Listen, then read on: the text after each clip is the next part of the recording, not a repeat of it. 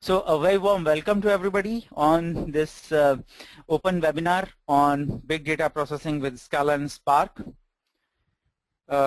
My name is Vishal, and I'll introduce myself a bit about it. So guys, as you know, this session is going to give you a bit heads up about the upcoming course which we are going to launch very soon. It is going to be the combination of a programming language called Scala and an in-memory distributed processing system that's called Spark. As you already are hearing from me that there are so many people who are pouring in. Of course, in another 1 hour or so, I will definitely try to cover as many questions as possible, but again, since the number of people are too high, definitely answering one-on-one probably might not be possible. Just for the sake of it, we have created our own Twitter handle, that's @edureka.in, Edureka.in, and on Facebook you can say /Edureka.in, use #AskEdureka for the questions. So you can you can drop in your questions if just in case if they are not answered here. Also, I would highly encourage you guys to keep an eye on Edureka website as well for coming up for the latest updates on this side. So let us just get started with what we have for this session. Of course, as I can see, I can definitely see there are a lot of guys to whom I already know from previous batches. So before I introduce about myself, I'll just tell about the objectives of the session, and then we'll just get started. So some of you are already must have already attended Hadoop sessions and all. So definitely there would be that initial part, what exactly is big data, and the challenges might be a bit overlapping, but still for the people who are newcomers, it would be a very fast heads up about. Probably I think there is only one slide which we have kept only for this discussion. So what exactly is big data when we talk about it, and what are the challenges associated with it? And then the crux of the matter, what exactly is Spark? And so what exactly are its capabilities, or probably what exactly it is not, right? So we'll be talking about that. And then after knowing, okay, what exactly is this, we'll talk about why should we even go for Spark, because there are various other systems which are available. So we'll see that, we'll see about that. Then again, it is going to be a very high level overview of Spark ecosystem. Of course, there are quite a lot of details about each and every component, but still it is like, and also it is a WIP as well, work in progress, about many of those components. They are not even in their beta releases, they are still in alpha releases and all, which are like being tested by the respective developers by themselves. But still there is a lot of activity which is going on. And then after this, interestingly, if you see, the title of the course is Big Data Processing with Scala and Spark. So big data processing can be understood, Spark could be understood, but what about Scala, right? So what exactly is the role of it? So it's a brief note about Scala, why Scala, and last but not the least, those people at least who have attended, just a second. Okay, so those people, okay. My PPT is gone. Is it visible now? Because I saw that there was a bit of disruption. That's great. That's great. Thank you. Just a second. Great. So now, yeah, I'm back about it. So last but not the least, as you already know that especially those people who have attended the classes earlier, they definitely know that our sessions are typically a good intermix of theory as well as the hands-on side. So even if this is a webinar, this is not going to be just the theory part of it, or just it's not a sales pitch which we are trying to put.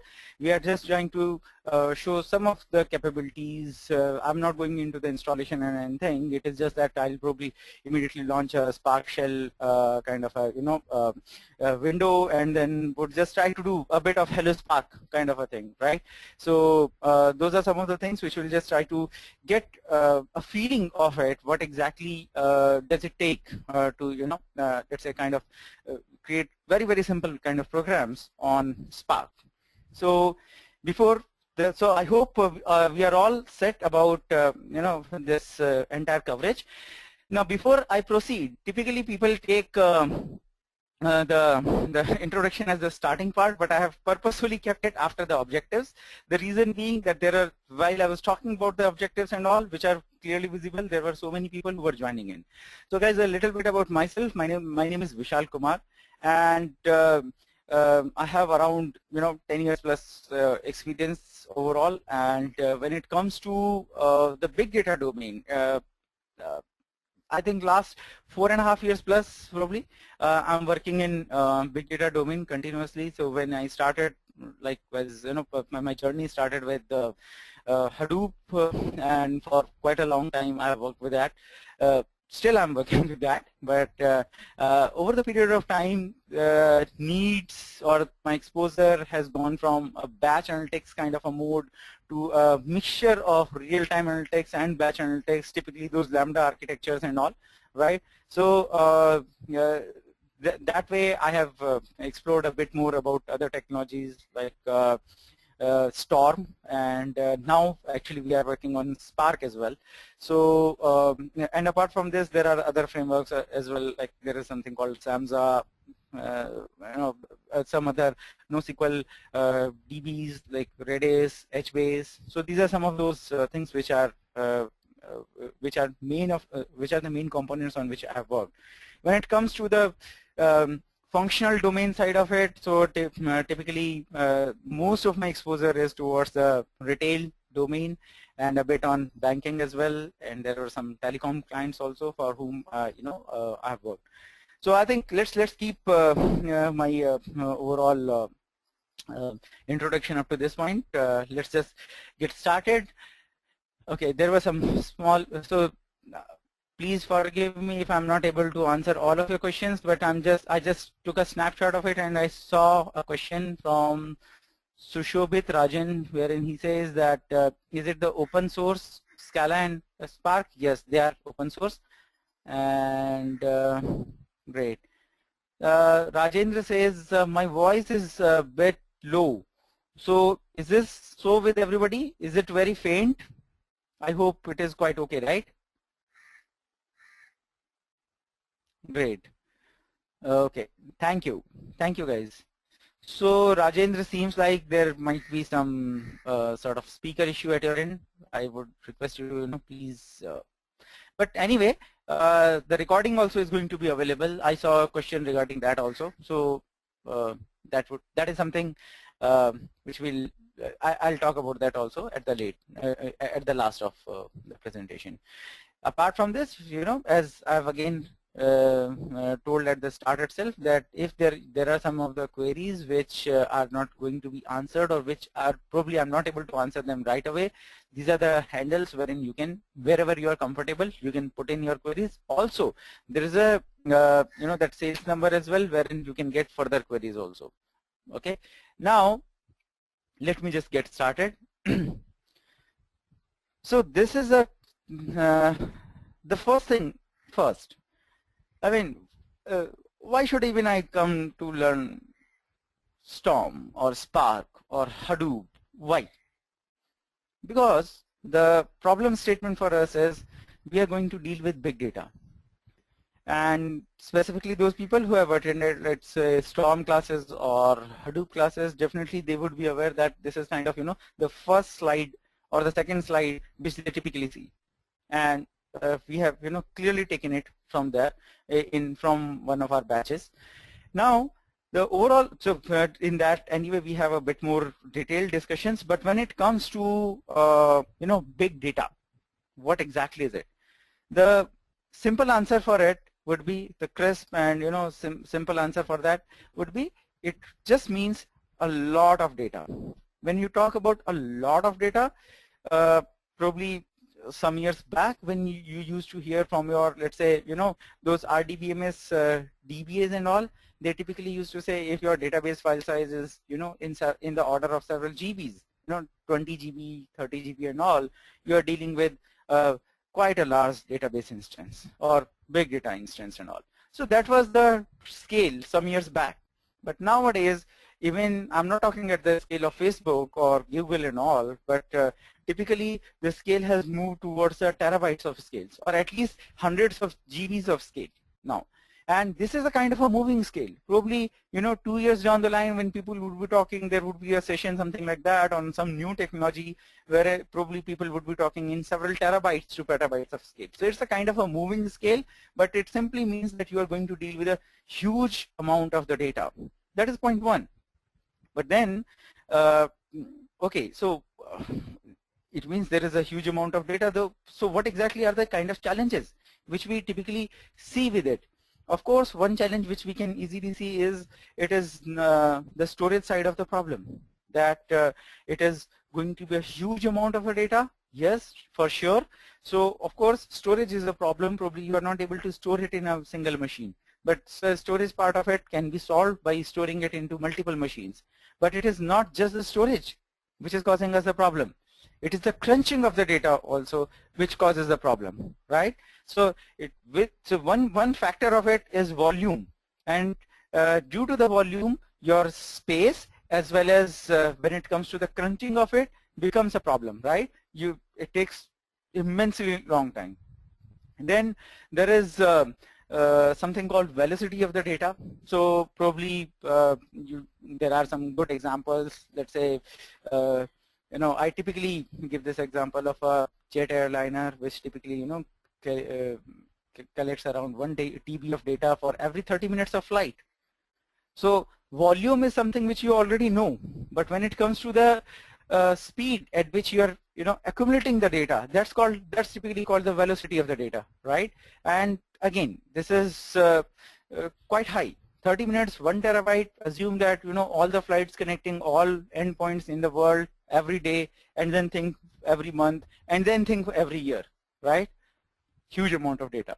So it is not just the volume, it is the velocity as well at which you're collecting the data, or probably you might have to potentially crunch that data as well, right? So all of these points are going to form the base of further discussions which we are going to have. And last but not the least, it's about the variety of the data as well. So typically you talk about the RDBMS systems and all, you force a structure to the data.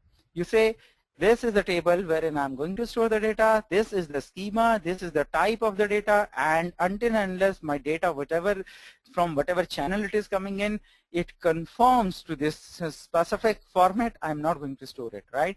This is a typical RDBMS world. So, but when it comes to the non-RDBMS world or to the big data world, you are going to deal with a various variety of the data. It might be structured data if you are very, very lucky. It might be semi-structured data if you're not so lucky.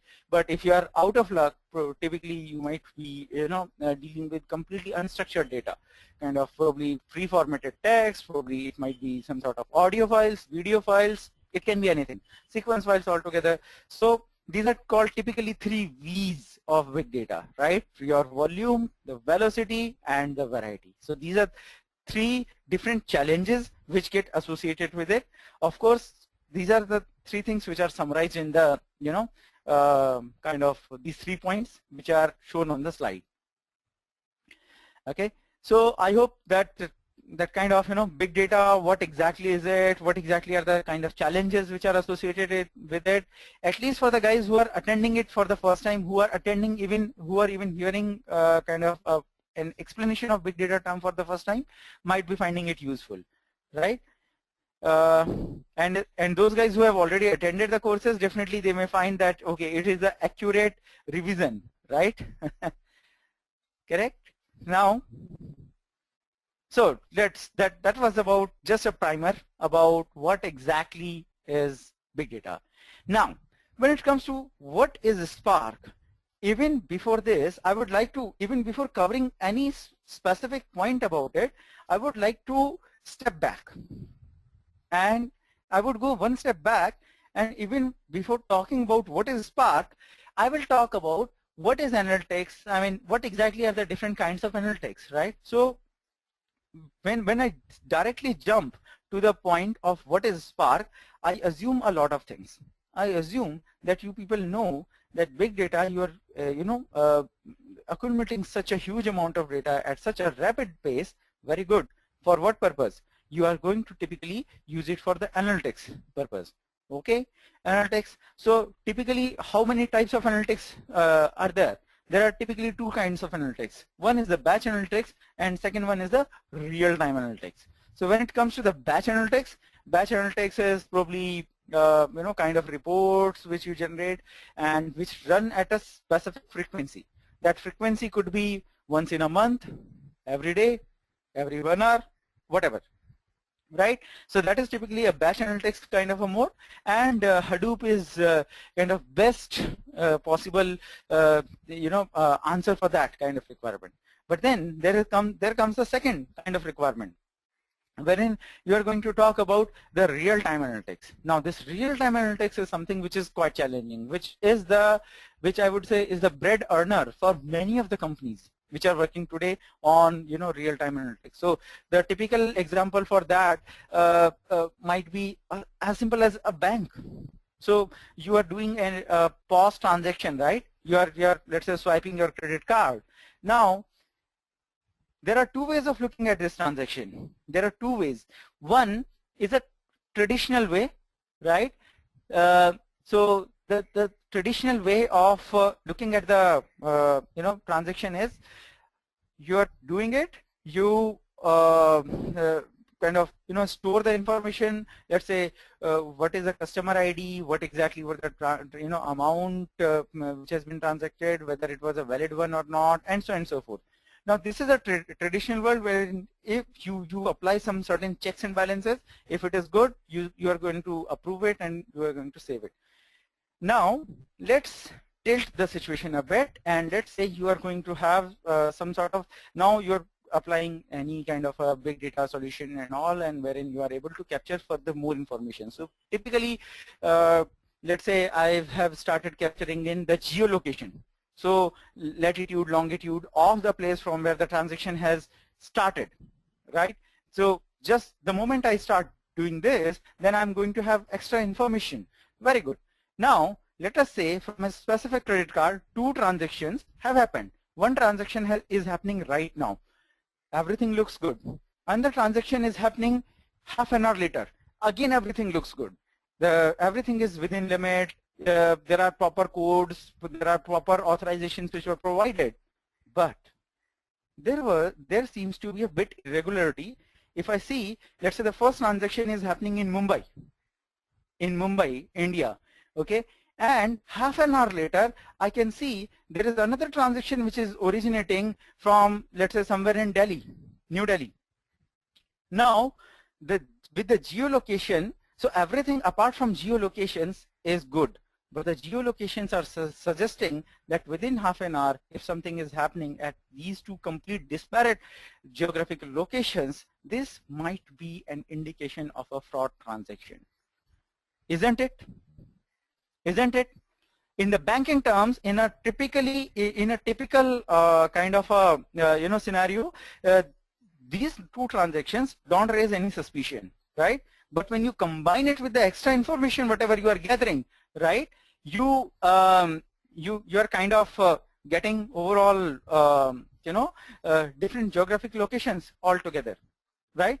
And now the point is, if you are doing this check, you have to do this check when the transaction is happening. You cannot really do this check as soon as the transaction is passed through, or as soon as the payment has been done, because after that the damage, whatever had to happen, has already happened. You cannot stop it, right? So that analytics of the transaction has to happen when this particular thing was happening. This is just one example, guys. This is just one example. Here, there are so many examples which can be used. So now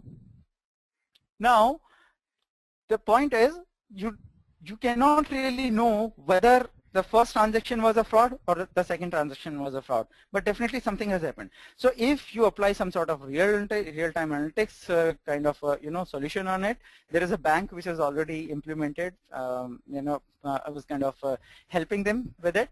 I cannot really reveal the name of that bank right now, but yes. So due to this, what happens is if they find this kind of disparity, you will immediately get a call. So this is kind of a referral system. Rather than directing it to the payment gateway, probably it would be redirected to a referral team, which will immediately call back the registered mobile number. They will confirm that there is a transaction at so and so place, and the other transaction is happening at so and so place.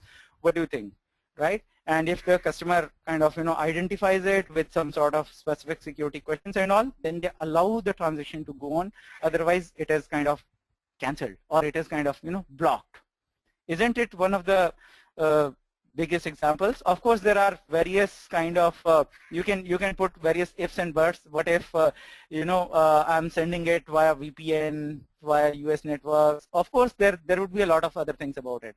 But yes, the point is you have taken a right step at the right time, right? So I hope like questions from Ravish or Karthik and all, right?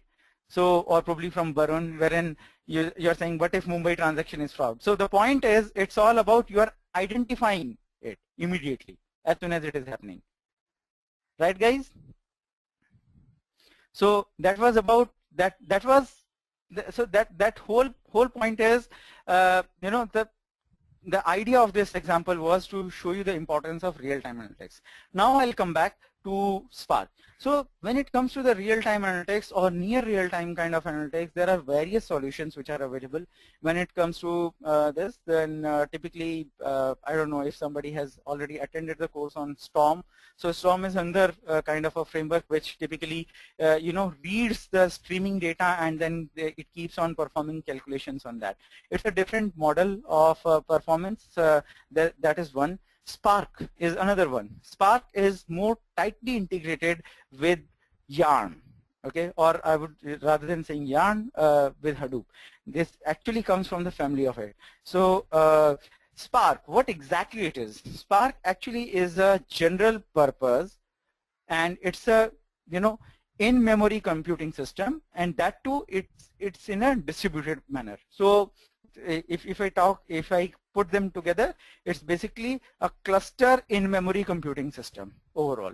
So here, all of the calculations, whatever business logic has to happen, instead of happening it on the disk, it is going to happen in memory. And then there are several ways of caching the results and all, and then there are some refresh rates and all those stuff.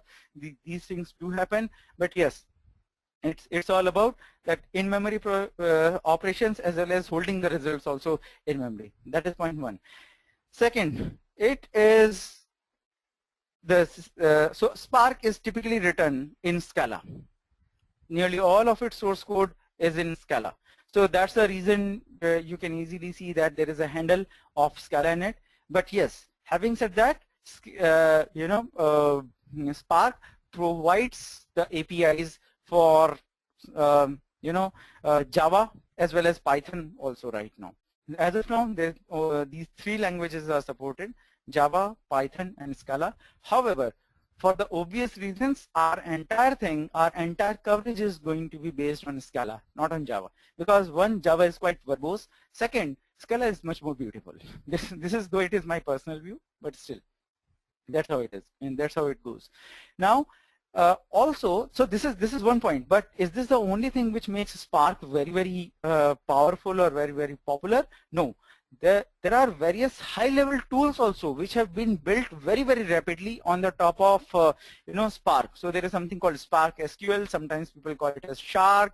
There is something called MLlib, which is a kind of a machine learning library which is built on the top of Hadoop.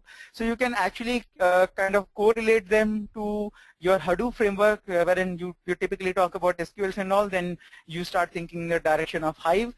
Yes, you are correct when it comes to Hive, right? In Spark SQL, you can run all of your Hive queries as it is unmodified, no syntax change. That is something which is the biggest gain. From the programmer's effort perspective. From a performance perspective, in some scenarios, personally, even I also have seen that the Hive queries run around 100 times faster. It is almost 100 times faster. So from the performance as well as development perspective, there is a huge, there are huge savings which are involved with it. So when it comes to Spark, of course, if I have to kind of recapitulate it, it's all about you get high-level APIs, you get high-level tools, and there are some more things which I'm going to cover now. Also, so when I cover it about what exactly is Spark, before I cover why Spark, there are kind of some interesting comments. So I believe Scala or Python is preferred over Java in Spark. Yes, definitely it is preferred over Java, because you can easily understand it, right? That it is all about so when it comes to Hadoop, you prefer Java. The reason being, it is written in Java, so there are some native dependencies and all which can easily be taken over, and of course there is a bit of performance improvement. But however, those people who have worked in Scala at any point of time, they know that Java and Scala are interoperable. You can call Java programs from Scala and vice versa, right? So typically people call Scala as improved Java. And as probably Karthik and there are some more people who are saying that how about Java 8? Definitely Java 8 is kind of trying to imitate Scala and nothing else. So there are some good things which are happening in Java 8, definitely. But the answer is you try Java 8, but the problem is, guys, one thing is for learning, right? Another thing is for the implementation in production. So typically those organizations and all, they have their environments already set up. So moving from Java 7 to Java 8, probably there are so many organizations which are not even working on Java 7 as of now. You're talking at Java 8 level, right? Which is brought in the concepts of lambdas and other stuff, right? So it will be a big decision. So it completely depends upon the kind of setup in which you are going to work, right? Karthik, others, right?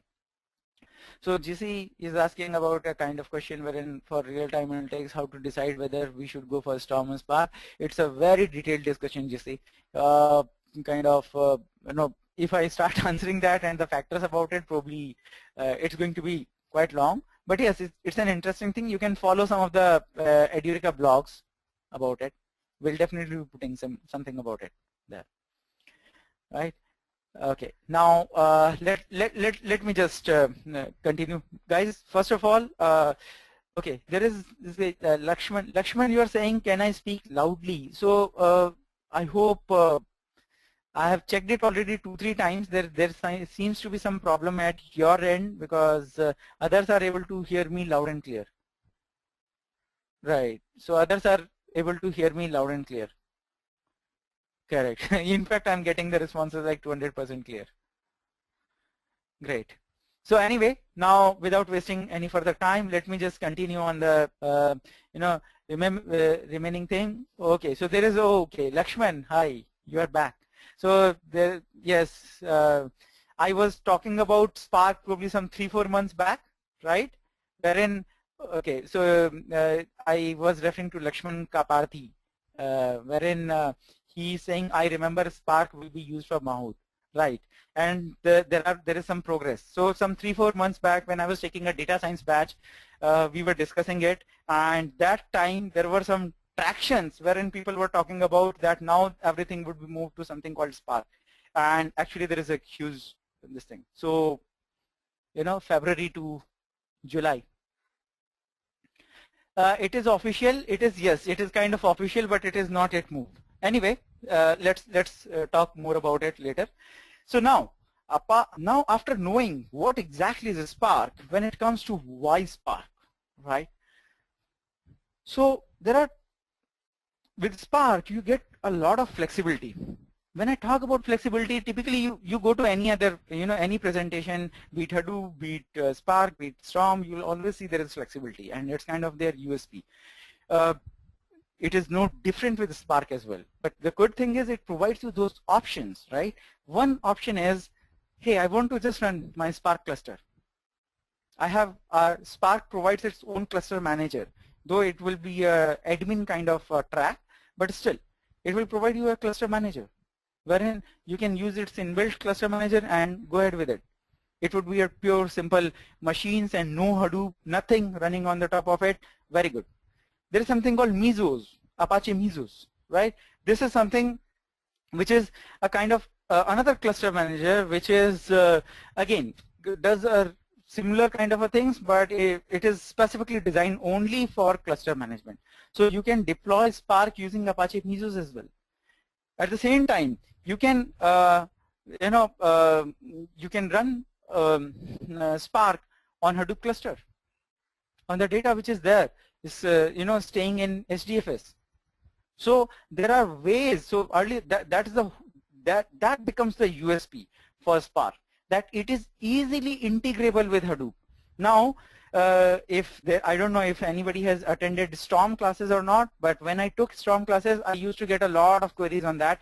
Can't we integrate Storm with Yarn? And at that point of time, I told also, if you remember, that this is a WIP, work in progress kind of a thing. There is already a project which is going on, but it still is not completed. This is where Spark gains the edge over Storm, wherein it comes pre-integrated kind of thing. So if you talk about CDH5, Cloudera distribution of Hadoop 5, or you talk about HTTP, Hortonworks distribution, take any of these distribution, I think version 2.0 plus, they are providing Spark integrated. So the integration effort and other stuff are already taken care of. And with this, the good thing is you get the reliability of Hadoop as well as the speed of Spark. So it is all about the best of both of the worlds, which are which come together. So from the deployment perspective, it is you can deploy it in 3 different modes. That is another good thing. It gives you immense flexibility in the terms of the kind of implementation, whatever you want for, let's say, for your organization or for a specific client altogether. So by the way, we'll be covering like deployment using basically on Spark standalone as well as on Yarn also. So it would be a pretty simple thing. In course, we'll be covering that. Now, just continuing on the same thing, I think I have covered already this point. Kind of at some earlier slide itself, wherein when it comes to why Spark, Spark framework is all about it's polyglot, can be programmed in several programming languages. When I talk about in several programming languages, apart from Scala, Java, and Python, nothing else is supported as of now, but it is like WIP. So probably, I don't know, some months down the line when you will see again this slide, probably you will see some more. You'll see some more options available to you. But as of now, it is going to be Scala, it is going to be Java and Python. Probably when I'll show you some of the examples in the class, I mean, so the first batch, I think I'm going to take the first batch. At that point of time, when I would be dealing with some REPL thing, at that point of time I would be showing some of the, most of my examples using Scala, some of the examples using Python, and probably 1 or 2 examples which I have kept for Java as well. But for all, I think once I move away from REPL, when I go back to my actual codes and all, right, they would be typically in Scala only for the very obvious reason, right, that because of the compatibility thing. Now, the same discussion continues when Hive. So typically people have seen a lot of potential that Spark does the processing in memory, and Hive, specifically those guys who are data analysts and all, they were very good with Hive. They said, we are able to explore the things very fast, which are there in HDFS, but not fast enough. Okay, Hive definitely hides the complexity of Hadoop from you. Definitely it hides. But the trade back is, or the trade-off here is that you are kind of going to get the answers in the orders of minutes, not in sub-seconds or seconds, right? So that was the problem. with it. So once you combine Spark, okay, Spark along with the Hive, it is called Shark. So this is typically the word which it uses, and in some cases, I think I have talked about it. I have seen it performing almost 100 times faster. In fact, I'll show you. You know what is the what is the hello world of big data world? What is the hello world of big data? Hello world program, I would say. Word count, right? Right. You will see word count today also. You'll see the same word count, and then so I'm sure all those people who have typed word count, right? You must have attended Hadoop class, and you must have seen that typically you get, some 10 or 15 words, right? 10 or 15 words, and then when you process it, it definitely takes easily more than 30 seconds or 35 seconds, right, guys? I hope at least those people who have started it, right? Now you will see what happens today. I will run one program for you, the same word count at the end of it, right? You'll see it today, right? So 100 times faster than MapReduce or 100 times faster than Hive, you can assume it as kind of interchangeable thing, Anil. Okay, so when you talk about Hive, yes, it is faster. We are comparing it with MapReduce, underlying MapReduce operations, right? Now, so let me just continue on something which is even more exciting. Okay, it's kind of recapitulation. So the good thing is that okay, just a second before I proceed, right? Before I proceed, there is one more important thing. So Shark, I have told you some of the advantages of Spark. There's another thing which is work in progress, which is not mentioned in this slide, but like with some of my friends who are already into this development, they are telling me about it. So just like Hive, you people would have heard about Pig, right? Pig. And people were working on with Pig. Basically, you were able to express your data flows much faster, much easier, right? Now, when it comes to, there are some efforts which are going on. They are not even in alpha release. They are still in development stage, guys. Okay, there are people who are trying to integrate Spark with Pig. Now, this is interesting. This is very, very interesting. Assume that the same Pig scripts, whatever you are running, start running 100 times faster. Isn't it a kind of a dream come true kind of a thing? At least to me it is. And that project, somehow I know that project. The name of the project is Spark, S-P-O-R-K, Spark. Okay, so it is, I don't know whether the project name will change over the period of time, but it is something like an internal project name as of now is called Spark. So let's see when it comes back, but yes, some exciting things are happening overall. Okay. Now, there are some questions wherein people say Impala is equally faster, but Impala has a different system requirements altogether. Anyway, now coming back to, so why Spark? So again, continuing the same discussion, wherein it provides you, caching as well as disk persistence capabilities. So you can perform some of the calculations. You can either keep them cached in memory, or just in case if the data is big enough, there might be some of the spells also which may happen, which you may allow. So there are various options which Spark provides you: memory only, memory and disk only. There are several caching capabilities which Spark provides you. The other good thing, which is really, really good about Spark, is it allows you interactive data analysis. When I talk about interactive data analysis, you talk about Pig, you talk about MapReduce. Okay, I'll not talk about Hive right now, but let's say talk about these two.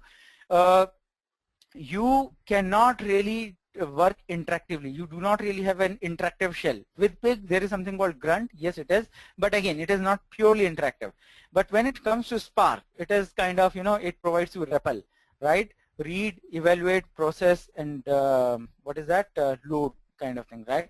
So this provides you that typical REPL feeling, and you can write your commands, evaluate them then and there, and then see if they are working. And so kind of easily interactive data analytics is something which is provided by it. Faster batch, no need to tell about it. Iterative algorithms. The biggest pain point for Hadoop is you cannot really support iterative iterative algorithms. So if you cannot really support it, so recursions, for example, right? Recursions and all are not supported there. But when it comes to Spark, yes, you can. Of course, there are ways, there are some tricks through which you can support it, but still. Okay. And third, last but not the least, so of course it is the the outcome of first few 4 or 5 points, that all of those points combined together, they typically lead for faster decision making altogether. So these are some of the USPs of Spark, which I would like to say. Now this is something which is straightforward. Okay, this is kind of a straightforward lift from GitHub. This is not from, this thing is not from Google Analytics. This is from GitHub. You can see the commits to the master branch of Spark. So you can see this around October of 2013, and then 2014 start, and still it is going on, right? There is huge traction in the number of commits which are happening, and the community is super active. There is one thing is called active, there is something called super active. By the way, another important thing, Spark got introduced to Apache community later than Storm. Okay, Storm is an incubator project. Spark has become a top level project.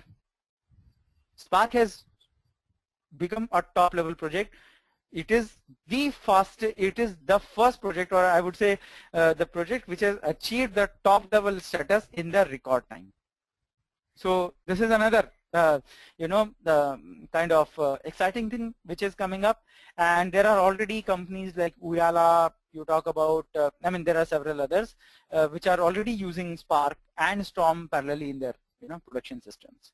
So I mean data speaks for itself, so rather than talking much about it, I will leave it to your analysis itself. Now it's kind of Spark ecosystem, wherein you must have heard about Hadoop ecosystem when we were talking about Hadoop, but right now we are talking about something called Spark ecosystem. Now this is something which is, you can see that there are some of the points which are, you can see that alpha release, actually there is a spelling mistake here, it's actually alpha or pre-alpha release. So you can see this BlindDB, GraphX, SparkR, even mlib also. It is mlib. There is a very, I mean, there are very few capabilities, or there are very few algorithms which are supported as of now. But again, the count is continuously increasing over the period of time. But right now you can see actually there are 3 colors: Shark, Spark Streaming, mlib, GraphX, SparkR, BlindDB. They are built on the top of Spark core engine. I will cover them kind of I'll immediately try to cover them in bit more detail in this slide.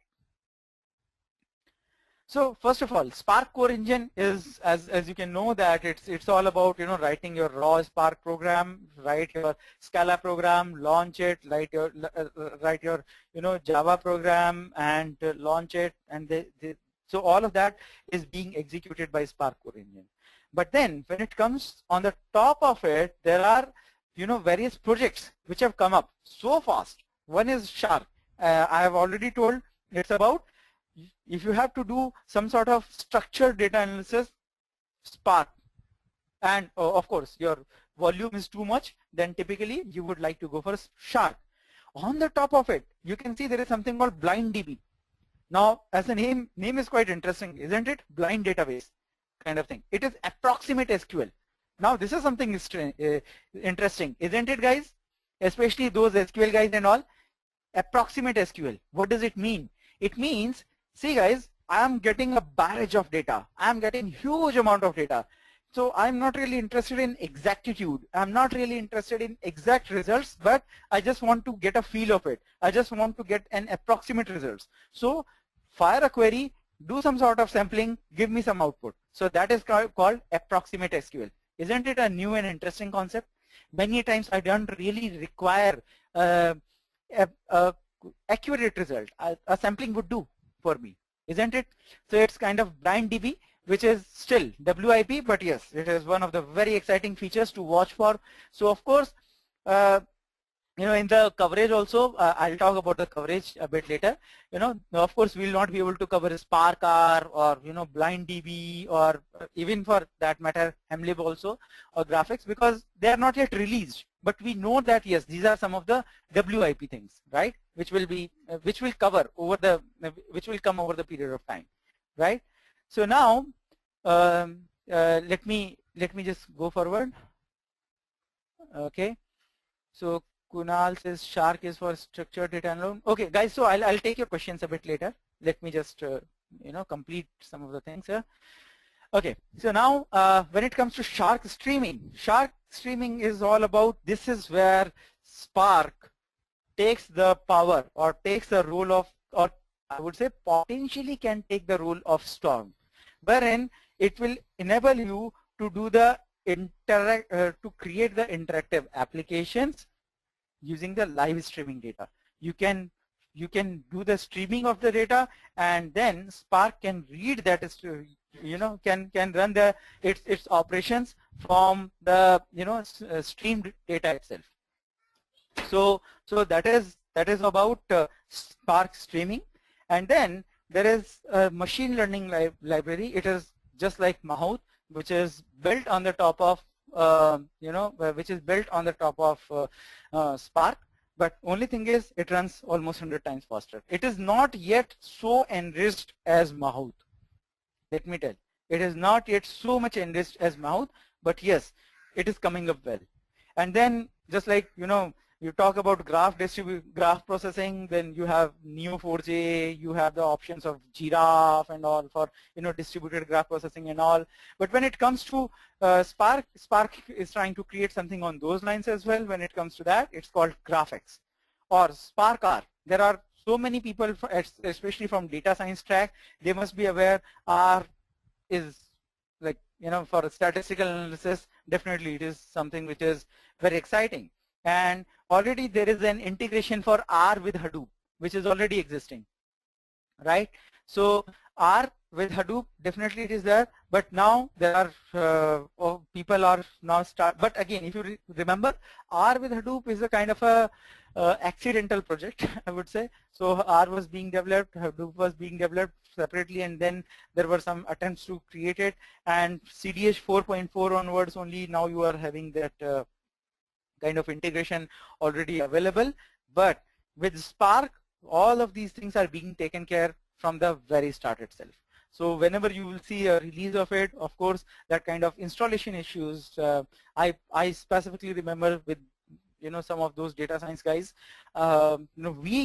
it's not only they, it's we who have struggled quite a lot in doing that R and Hadoop integration and making some of the things work. So hopefully when it will come up, at least those issues should not arrive with Spark. So that is about Spark R, and this is how the Spark ecosystem would look like. I hope it excites you quite a bit, right?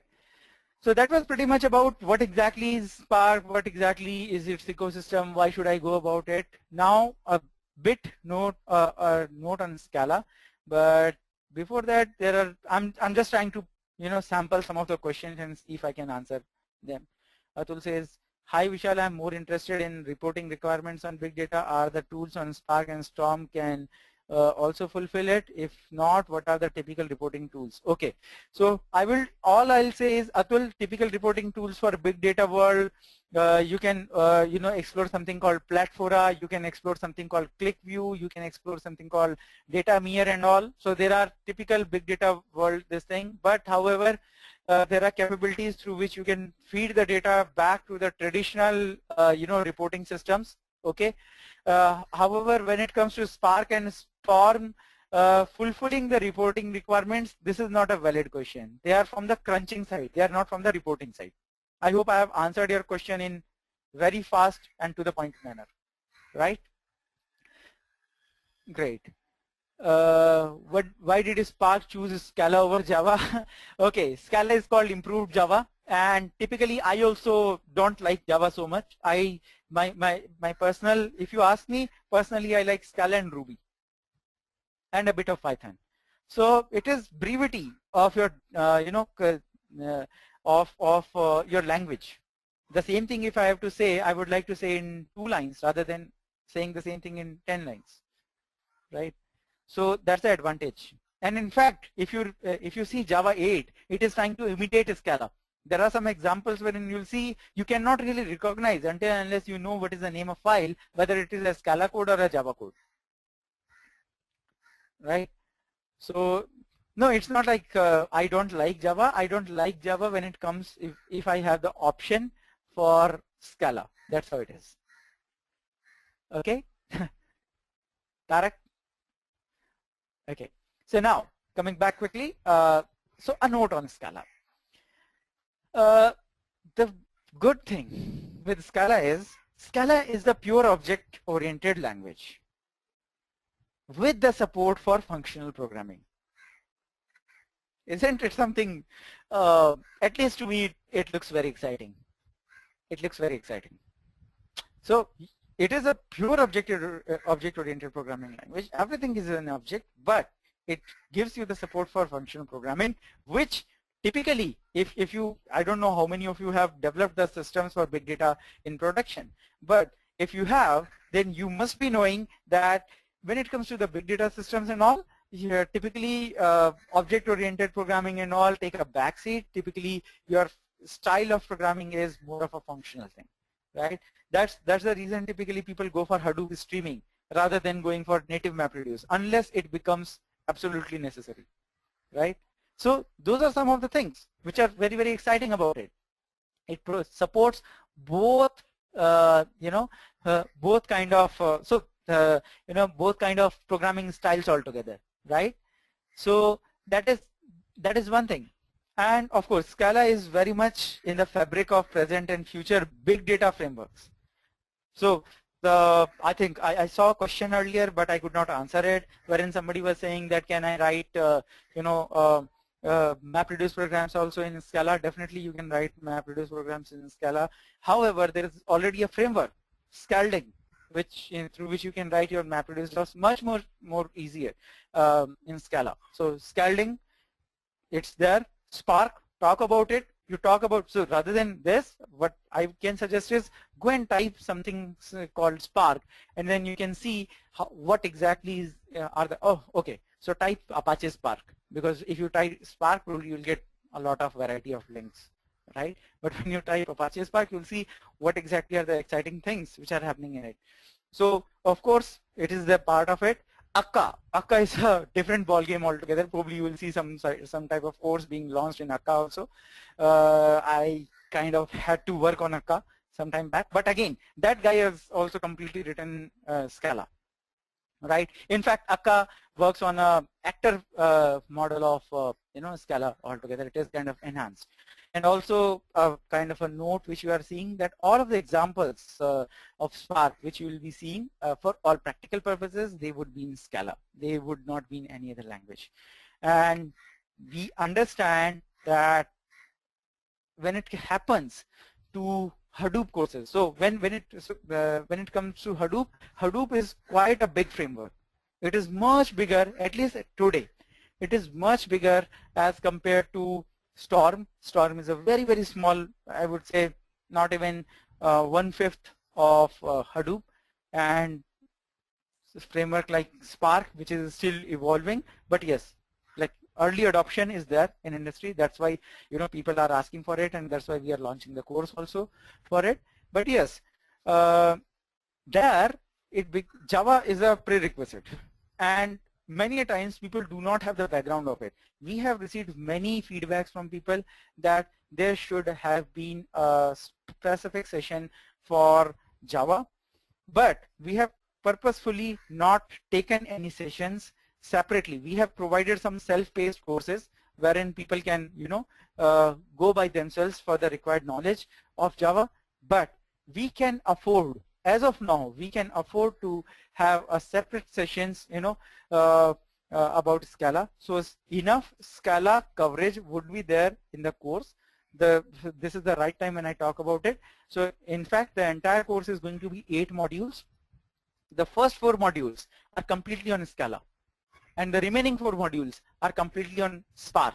So before, it should not happen that when I'm talking something about Spark and trying to write something, you're just wondering about the syntax.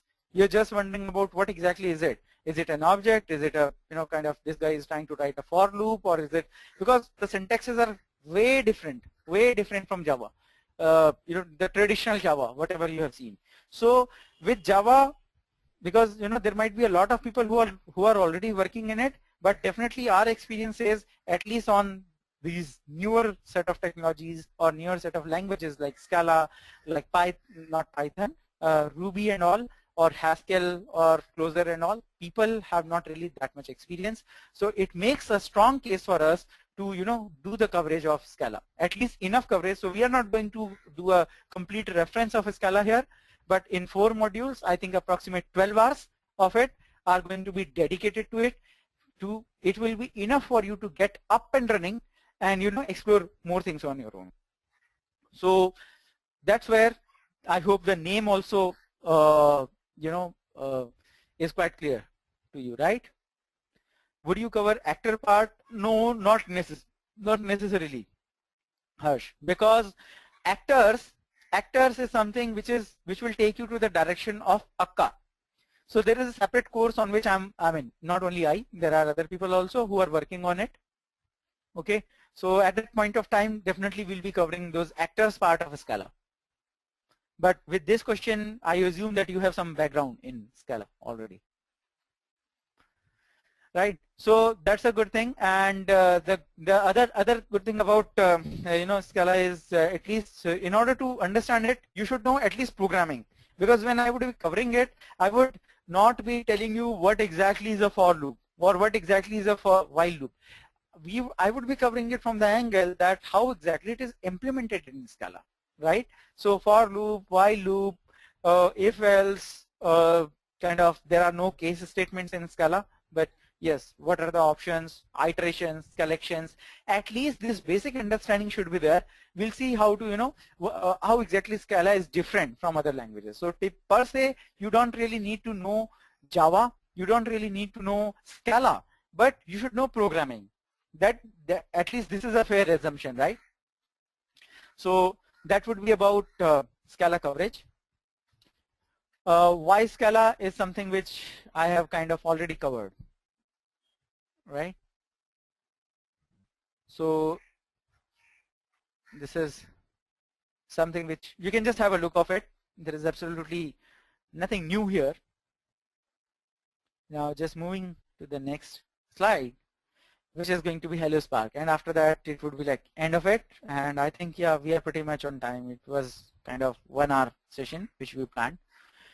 So okay, there are some questions like very quick question: what is the best combination in sense of carrier, Scala, Spark, Hive, Peg, Hadoop? Okay, so Srini, it's a very open-ended question, and I would say, it just depends upon the kind of exposure which you are already having versus whatever you are going to have or planning to have. So typically, if you are going for a batch analytics kind of a exposure, then of course Hadoop and all are good for you. You don't even need to move to Spark or probably Storm or something else. But just in case, but again, the world is not fair, right? You do something, then they ask for something more. Then of course you might need, at least it is good to know what exactly are the capabilities, right? Can Spark be used for transaction processing as opposed to the analytical processing? Not really, as of now. As of now, not really. But at the same time, with the streaming, yes, potentially you can generate it. Because see, what is it? You're writing a Scala program. And what is a Scala program? It's just like a Java program altogether, right? So, and if you're reading the data from streaming and on the fly you have to perform a transaction via JDBC, can't you do it? Definitely you can do it, right? This was a question from A. Chattopadhyay. Looks as big data professional, we need to keep learning all the time in life like Java. So Tarak, this guy, Vishal, I mean myself, I'm kind of learning it since almost like almost more than 5 years or something. And still, I hardly know 5% of it. Anyway, now let us just go immediately. So how Spark is able to achieve faster speeds in memory processing? Anil, I think I gave the hint about it, right? You will get more hints about it now. Okay, just let me flip from it. And so what I get from it, Spark related to batch and Storm related to live processing, live stream. Harsh, you have seen it, right? That when it comes to the Spark streaming also, you can actually replace Storm. Yeah. Though Storm would be working in a completely different manner, right? Now, let me just quickly go. So guys, I have this, my machine up, my virtual machine up, but since the display is something like, you know, not such a great one, what I have done is my virtual machine is there on my machine and via putty, I have connected to it. So let me, just clear it out. So here I have kind of, already installed Spark. And I'm not going to tell you how to start Spark, how to do this. All of that is something which I'm not trying to cover right now. What I'm trying to cover here is kind of just to give you a feel that the same word count example, right? The same word count example which you saw, if I have to run in Spark, how exactly, how good it would look like or how fast you can perform it. Okay, so this is something which I'm planning to show you. Amitabh says, do we need to learn Hadoop if we know Spark? See, again, Amitabh, you can run Spark in various manners, right? If you're planning to integrate it with Hadoop, it's good if you can know Hadoop. Or otherwise, if you just know how to fetch the data from Hadoop and then submit it, that's enough. Amitabh? Right? Great. So, okay, there are some requests for increasing the font size. Just a second, guys. Oops. Please help me with it. I typically don't use it. Change settings. Change settings, and then I'll go to appearance, font. I would say, let's say 14 would be good. Apply. Looks good? Looks good to you guys? Great. Something to volume moves. Rajendra, I'm not really sure because, I have, guys, are you all able to hear me properly? I don't know, but I have seen some 3, points wherein people have said that they are not able to hear me. And there are almost, there are more than 250 people right now. Great. Great. Sure. Thank you. Thank you. So Rajendra, I think you need to just probably check it. Otherwise, after this we are going to upload the recording also. We are going to upload the recording as well. So recording as well as this PPT. Probably this was a question from Lizzie or Subha Reddy or somewhere. I think Subha was there in yesterday's session also. Yesterday I took a session for Storm. So yes, you guys, you will be getting it. So we'll be uploading it in Edureka blogs and all. Yes, definitely. This PPT and everything would be uploaded. Don't worry. Okay. So now let me just get started with it quickly. So now I have installed already Spark. So I'm going to cd Spark 1.0.1. This is the latest version, though I think I would be covering 1.0.0 in the class. But anyway, now I would say when Spark shell, this is like your fastest way of invoking Spark. And you can see that your Spark thing comes up. It basically, if you're seeing this, and the next thing would be this. So this is the biggest proof that Scala is the main guy. So by default, your Scala, this thing will start. Though, if you want to test it out, let's say instead of Scala, you want to test it out in Python. There is something called PySpark. Okay, there's something called PySpark. PySpark would be, opening it. I will be covering some of those things in the class as well. How to invoke PySpark instead of a Spark shell, and what exactly is the, are the pre-steps which are required for you to come up to this stage, right? So anyway, for now, just assume that yes, somebody has installed Scala, Spark, and it is up and running for you. Now, how exactly to go about it? An interesting question wherein somebody has said that, is Spark only compatible in Linux-based systems? You can definitely install it in Windows as well, but again, recommendation would be Linux-based systems. So mainly, right? Okay. Now, so we are into the REPL. Now, I've just kind of, created some small examples for you. So there is enough of Scala which is going on, but let me just kind of, try to put it. So guys, this is val nums 1 to 10,000. Essentially, I'm creating a range here. Okay, actually 1 to 100,000.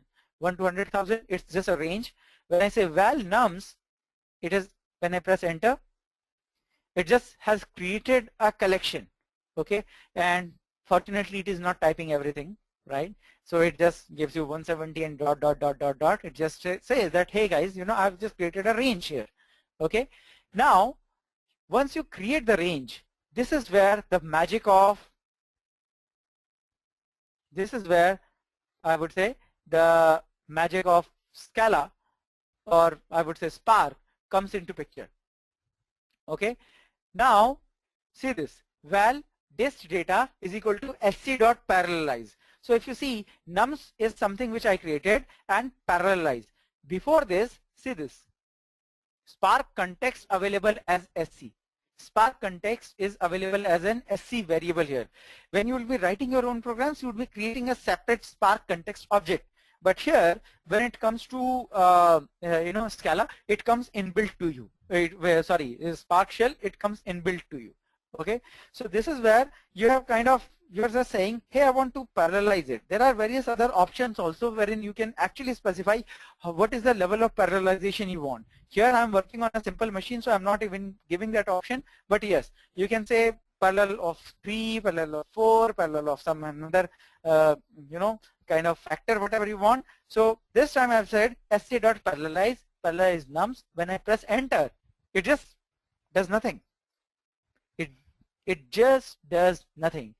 So this is where this is parallelize. Parallelize is all about that this particular data set is now parallelized to various threads or various machines which are there in your system. But for now, assume that they, when I talk about a single machine, it will all be about parallelizing it in the threads. Okay. Typically, this technique you will not be using in a distributed environment system. This is just to give you wherein I am injecting some data by myself.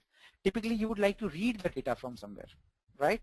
So anyway, never mind that. We'll be covering that a bit later. But now, a strange thing has happened. When I said, well, nums 1 to 10, 100,000, it just created something.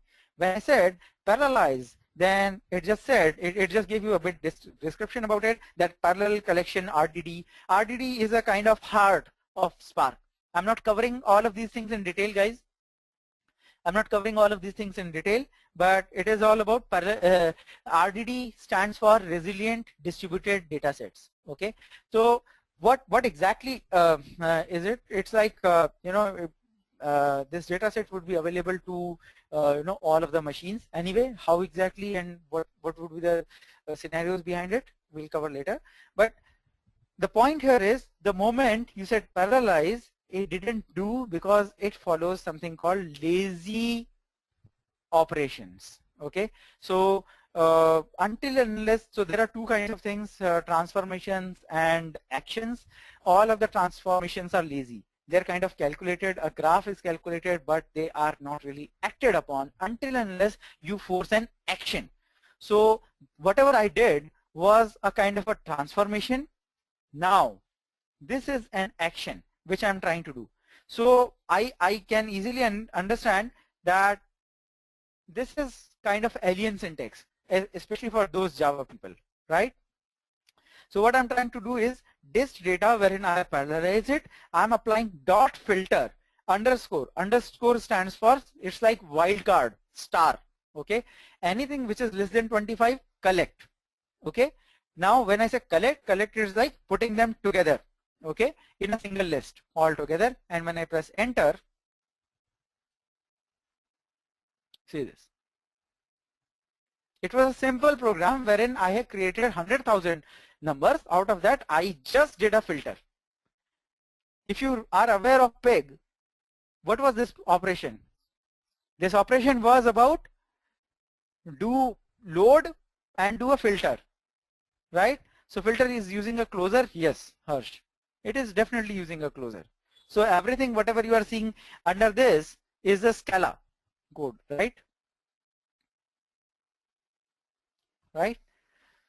So guys, isn't it interesting that if now I'm sure if you remember, if you have to write your own pig script and then try to run it, how much time would it take versus whatever time it took on the same machine, same configuration? You can try it on your own, right? So this is one thing.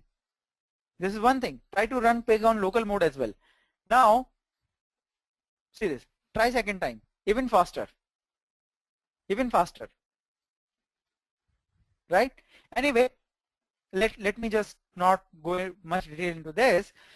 Okay, there is a word count example. I try to keep two different flavors of it, but I would like to go for the third flavor. I mean, to the second flavor of it, just because of the time constraints as well.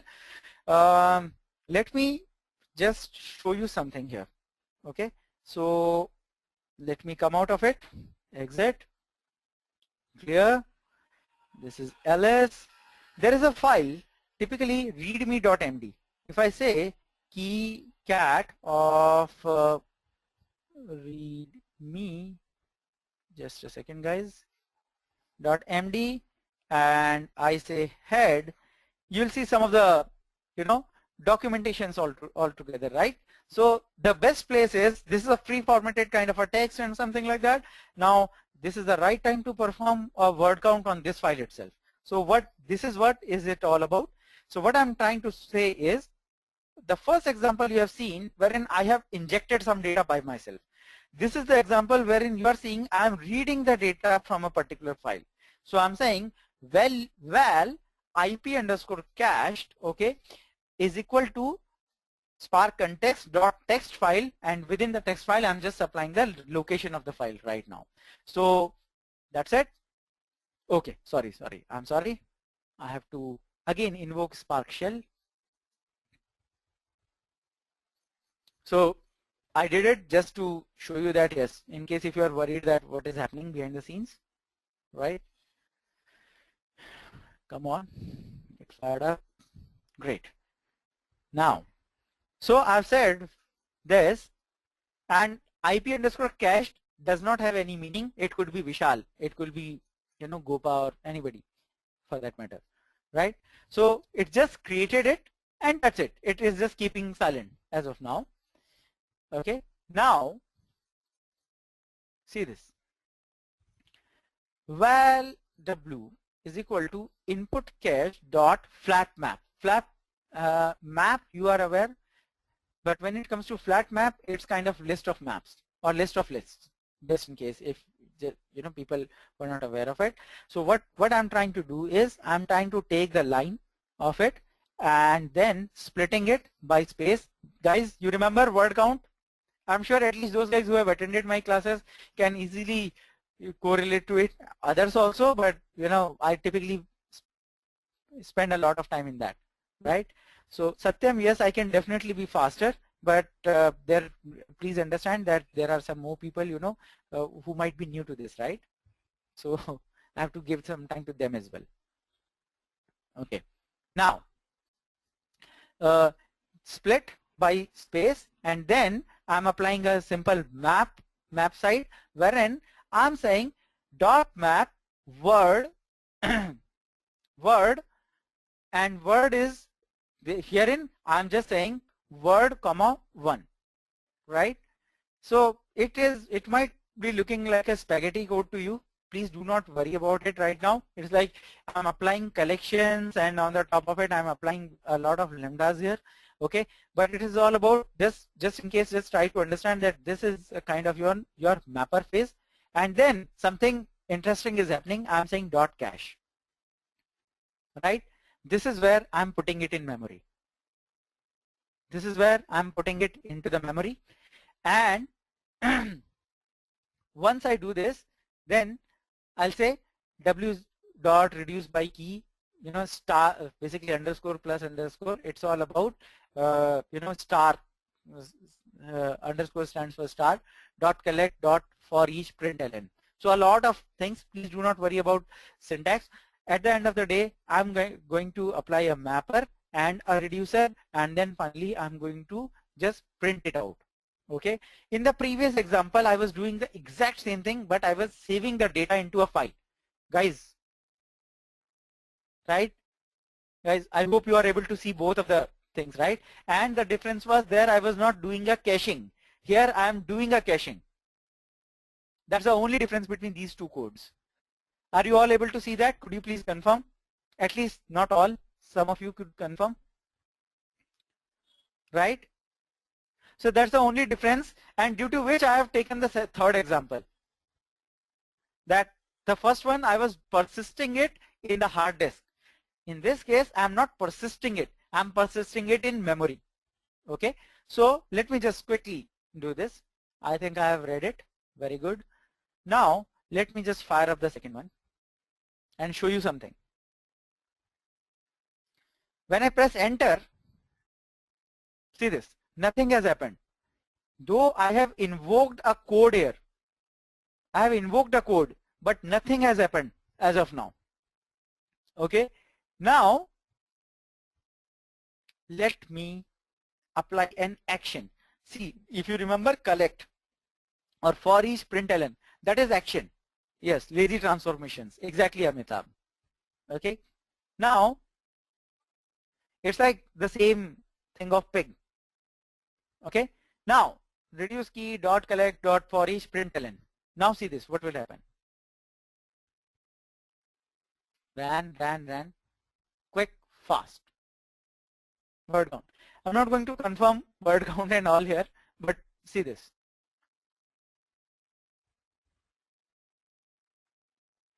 Right, guys? Two lines of for word count program. See, 2 lines of word count program is fine. Run the very same program in Hadoop. Run the very same program in Hadoop, right? Guys, I hope you are able to recognize it. Can I get a confirmation? Have you seen how fast it ran versus whatever speed you were getting? No. Now the story is not over. The story is not over here. So if you are seeing it will take more than 30 seconds in Hadoop and it ran so fast here, the story starts now. See this. See this now. What will happen now? I am firing it again. I am firing it again and see what will happen. Even faster. Even faster. Even faster. Because I have cached it. First time it took a slightly longer time, right? For the first time. But it was still much faster than Hadoop. From second time onwards, it was even faster by its own standards. Right? Have you seen this? right? Exactly, RAM is costlier than disk, definitely, but yes, the prices are definitely, so there is always going to be a trade-off kind of a thing, but yes, right? So how is the cache cleared? There are forceful ways of clearing the cache or re-evaluating an action. There are some of the things, Lakshman, I mean, which probably it's not really the right time to discuss all those things, but yes, there are ways to clear the cache. Either you reevaluate your action or you forcefully clear the cache. Right. So there might be a lot of new questions which might come up. Hey, you are putting the data in memory, fine. But at what stage should you put the data? That is also very important, right? How much data do you want to keep in memory? And what if your memory becomes full, right? So whether the spill should happen, spill should not happen, or should you never keep the data in memory, or whatever, right? So there might be various kind of things which will come, and of course Spark answers for it. It provides you various options the way you want to arrange your data. It gives you that full flexibility. Right? Input split file is right now on the local file system.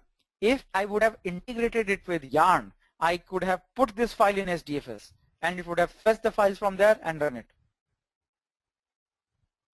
Isn't it interesting? At least to me it looks interesting. That's where in fact my journey to Spark started. Probably I think not even a year, some months back. Okay, right, Tarak, you're right. So guys, I hope you liked this session, and I think with this the session also comes to an end, right? Satyam, I hope how is out of memory managed? I hope you got the answer for this, that it provides you the options, right? So this is where I end the session, and just in case, I hope there might be some of the people who would be up very late in US. I appreciate your time and effort which you have put. Thanks a lot for attending the session. I hope it adds some value. As far as it adds some value, adding some more time is worth it. Sure. Thank you guys, and we'll see you there later. Okay. Okay then. Sure. I'm now logging off. Okay. Bye. And do drop in your queries at our Twitter handle. And we'll definitely be responding back.